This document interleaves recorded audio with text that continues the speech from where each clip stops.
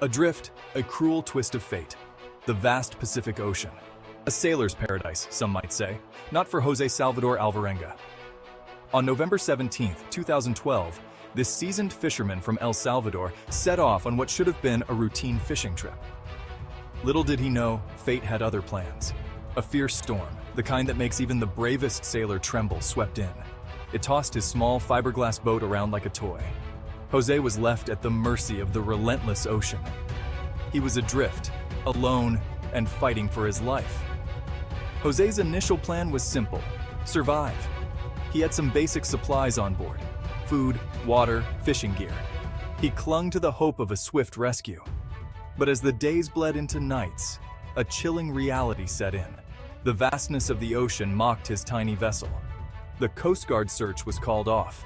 Jose was on his own. The first few days were the hardest. Hunger gnawed at his stomach. Thirst parched his throat. The meager rations dwindled with each passing hour. Jose rationed his supplies, knowing they were his lifeline. He caught fish with his bare hands, a skill he learned in his youth. He collected rainwater in every container he could find. The sun beat down mercilessly. The salt spray stung his eyes. But Jose held on, fueled by an indomitable will to live. Days turned into weeks. Weeks morphed into months. The solitude was deafening. The endless horizon, a cruel reminder of his isolation. Despair threatened to consume him. But Jose fought back. He talked to himself, to the seabirds, even to the fish he caught. He had to hold on to his sanity. His life depended on it. The ocean was a fickle mistress. One day it offered an abundance of fish. The next it presented nothing but empty hooks and crushing disappointment. Storms raged, threatening to rip his small boat apart. The scorching sun baked his skin. Jose battled hunger pangs, dehydration, and the overwhelming urge to simply give up.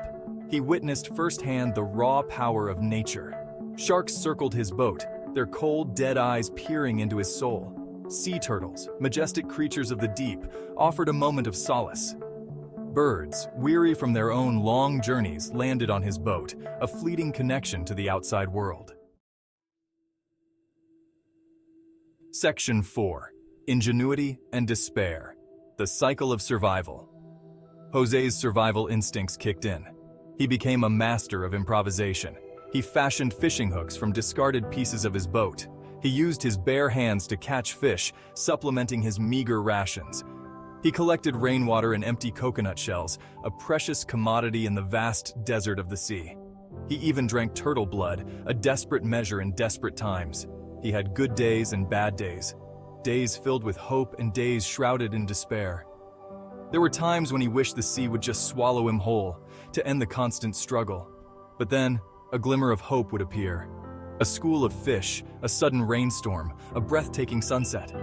These small victories fueled his determination. Section 5. A Glimmer of Hope. Land in sight. After an unimaginable 438 days adrift, a miracle happened. Jose's eyes, blurred from salt water and exhaustion, spotted something in the distance.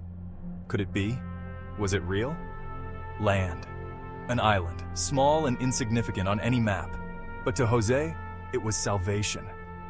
With the last ounce of his strength, he steered his battered boat towards the shore. He collapsed on the beach, the warm sand a welcome change from the cold, hard floor of his boat. He had made it. Against all odds, he had survived. Section 6. Rescue and Rebirth. A life forever changed. The islanders found him, a ghost-like figure barely clinging to life. They nursed him back to health, amazed by his tale of survival. The world marveled at his story. Jose, the castaway, the man who conquered the sea. His tale is a testament to the resilience of the human spirit. His ordeal left him forever changed.